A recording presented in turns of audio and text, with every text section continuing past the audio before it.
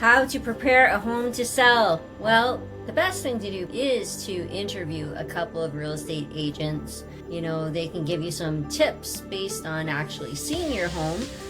However, you know, you might be somebody who wants to attempt to sell their home by yourself. And if you want to do that, keep listening, because we're going to give you all the tips and tricks of how to prepare to sell your home. All right, so number one, in the first week, you will want to spend the time decluttering and depersonalizing your home, okay? You'll probably want to make 4 or 5 boxes. You know, one box is to throw out. It's garbage. It's not useful to anybody. It's broken.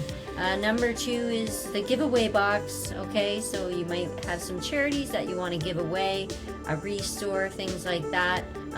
You might want to sell it. You might want to make some money. If it has some value, you might want to sell it or give it away.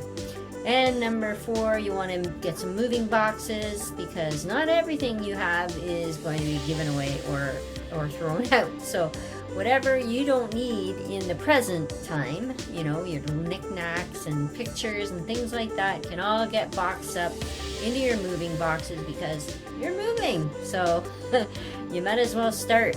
And everything else that you haven't put in a box is just nicely staged. All right, in week 2, you're going to want to make some repairs, any home repairs, like, you know, shingles or doorknobs, could be a hanging soffit, any kind of thing that it needs repaired. That's an eyesore, maybe a hole in the wall. All that stuff needs to be repaired.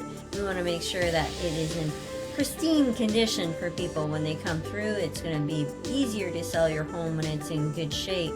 And of course, if you got holes in your walls and you're repairing that, you're going to want to make sure that you add some paint. It's okay. We want to keep the walls neutral color. The buyers want to envision themselves in a nice, clean, bright space. You might want to have a look at your lighting and your hardware, okay? If it's old, you know, from the 60s, 70s, or 80s, we might want to either replace it, or you could use some spray paint possibly to bring it back to life.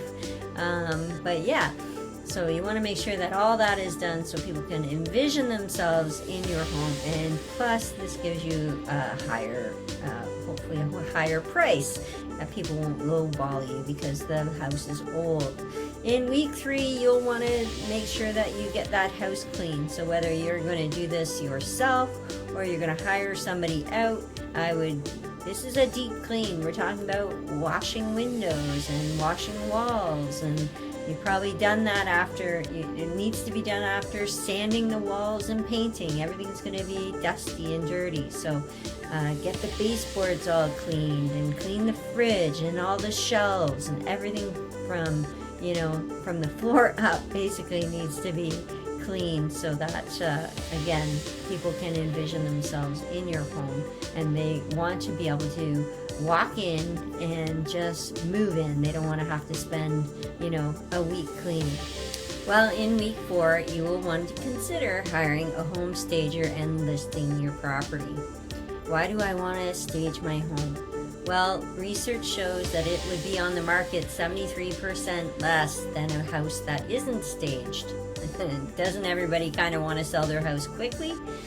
And the other reason, of course, it's a financial reason, but research shows that it will sell between 6 and 10% more money than a home that isn't staged. So you got 2 pretty good statistics as to why you would want to hire a home stager.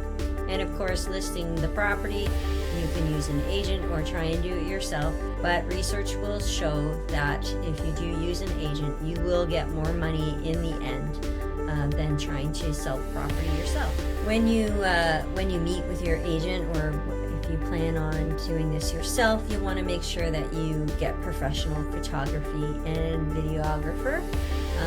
The pictures are what is going to sell your home. It's going to get people in the door wanting to go and view your home. So this is a no-brainer. This has to be done.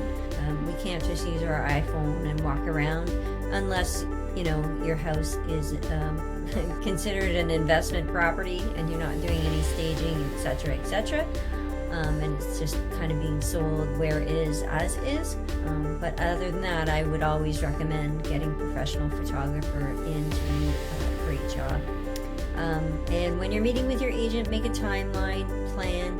I mean, I give you a 4-week plan, but your house may not need or require all the extra work and repairs and things like that. It might be very pristine as it is, so you might be able to get your house listed much sooner than 4 weeks. So you will have to talk about that.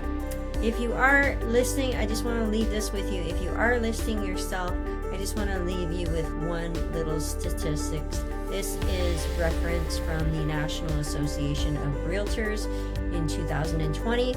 It is comparing the profile of a home buyer and sellers. So for sale by owner, sales had a median sales price of $217,900 versus $295,000. So we're talking about American prices. This is national. And for homes that were listed by the agent, you know, the difference is $77,100 extra.